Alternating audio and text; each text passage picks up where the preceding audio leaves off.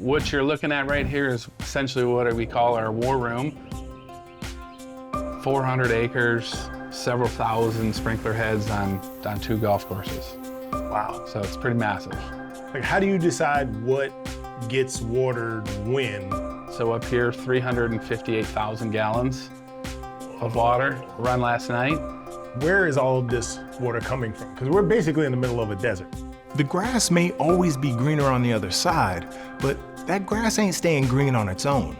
Humans will move heaven and earth to create an artificial oasis, even in places you'd never expect. How and why does grass thrive almost everywhere we live?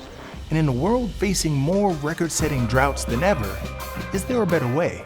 I'm Shane Campbell-Staton, and this is Human Footprint.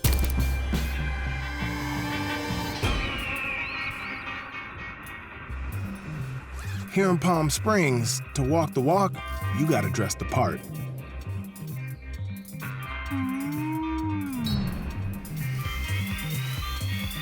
Lined up there. Perfect, looks good. Yeah. Yeah. Bam! Yeah. You got it. I did not. All right. Nope, it's still there. Okay, let's see what we can do. Boom. I was feeling real good about myself until just now. Turf grass. It covers more of the U.S. than almost any other plant. And there's nowhere grass is more pampered than the golf courses of Palm Springs, California. Good golf requires good grass, in your opinion. I would think so, yes. Okay. Yeah. And good grass requires you. Well, I'd like to think so. Jonas takes care of some of the world's most prestigious golf courses. And it's not just a profession. It's a love affair. I look at parks, football stadiums, soccer fields, and golf courses. I love it all. You literally created an oasis. There's not a whole lot of people that can say that. Yeah. Turns out grass isn't just grass. You got your Bermudas, your fescues, your rye, and each species plays a different role. A good Bermuda grass is going to be your base for probably most of the golf courses here in the valley, just because the temperatures in the summer get so warm. And that's the only grass that really will be able to thrive and survive through that.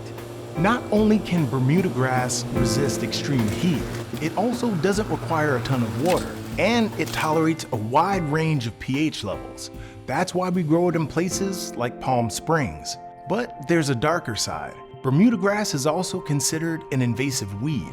It can outcompete native species, and controlling it requires powerful herbicides. Okay. All right, let's see it. Let's take her back. Bingo. Oh, that was heartbreaking. Oh, a little piece of my soul died just now. Humans go to ridiculous lengths to make turf happy. We have a set of mowers that will mow down to 0.08 of an inch. We have large mowers. We have a greens roller to firm up the surface and make it faster. The lower the height of the cut, the different trickier things that you can do to the greens. We're fortunate we have some pretty balanced and good soils here. And we try to maintain everything at a certain percentage of moisture. I think ours is in the 20 to 25% range. Little more, right? Okay. Not that much, right there. Yeah. Okay. Back and straight through. Bingo. Yeah. Hello. You're going Nice. pro. I mean, if you're just measuring success and impact, if grass was playing golf, it definitely got the hole-in-one. Underneath this thin veneer of green lies a massive engineered life support system. And without it, this desert oasis would turn to dust. So this is putting out a lot of, like 300,000 some odd gallons of Yes. water Yep. every single day. Yep. On this course. Then Okay. you have this golf course, which would be very similar to it. Here on this property, we're fortunate to be a part of the Mid-Valley Pipeline, which is where they connect water to the Colorado River, so it comes, from a long way away.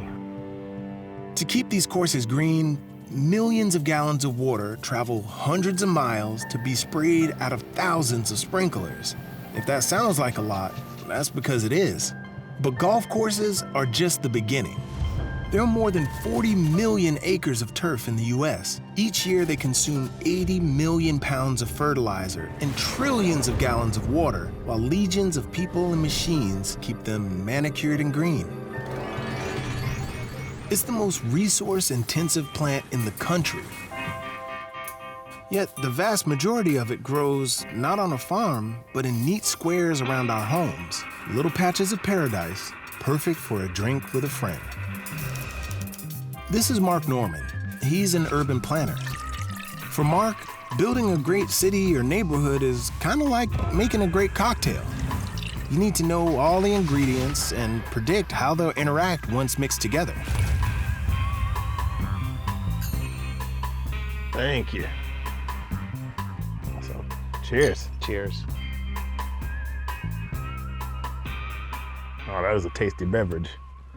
As a biologist, it's kind of weird to me, right? It's like wherever you go, in whatever environment, humans settle down and then there's grass. Yeah. Every place that we inhabit is artificial in some way. Although this is a pretty nice situation. I'm not gonna lie, this is some good living. I'm gonna blame the Brits. Okay. Because I'm okay with that. yeah, this notion of the sort of manor of the estate. You mix that with the kind of individualism of the US, and you have now people with quarter-acre lots, that's their castle, surrounded by this space. So it's status is what you're saying. It signals that I own this territory, and also that I maintain it. I think baked into the way we expanded as a country, right, we had too much land. People needed to populate that. Like manifest destiny. Manifest destiny, exactly. If you farmed it or ranched it or timbered it for 5 years, then that land was yours, right? I mean, if you were white and male. Yeah, of course.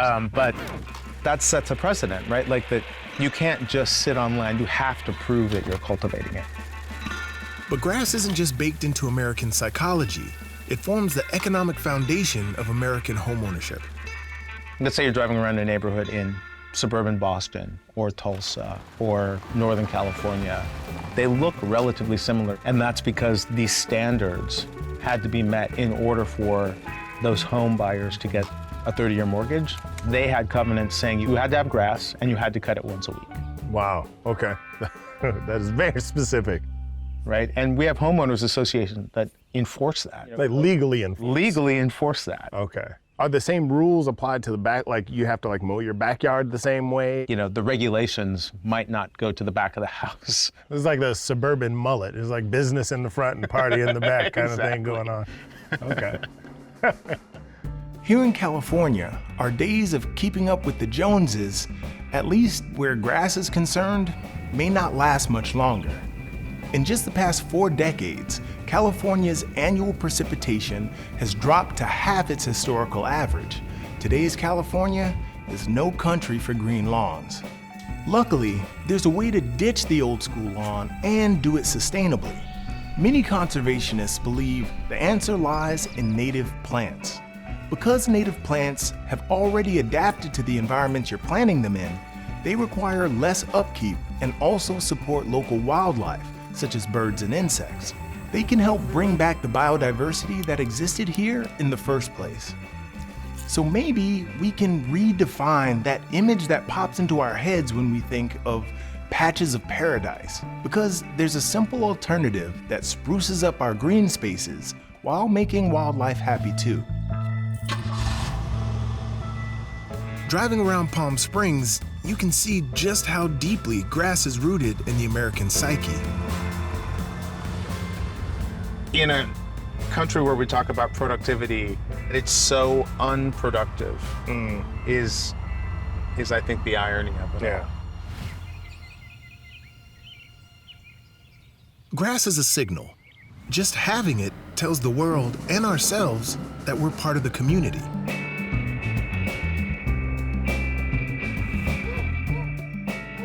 People think this is freedom of choice, but if they ever wanted to make different choices, they're forbidden to.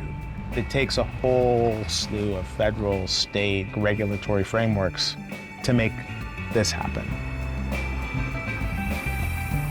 No matter what was there before, we dig it up, chop it down, irrigate, fertilize, and replace it with, you guessed it, grass. Honestly, I can't even tell if that's real grass or not. Is it? I think it's real grass. That's incredibly uniform. But what's interesting is that So we can many be on damn field. cul-de-sac. Literally everything is a cul-de-sac. Everything is a cul-de-sac. Everywhere we go, humans reshape the landscape, not just to suit our needs, but to match our ideas of what we want it to be. The good news is, we also have the power to decide what we want our little patches of paradise to look like. Thanks for watching.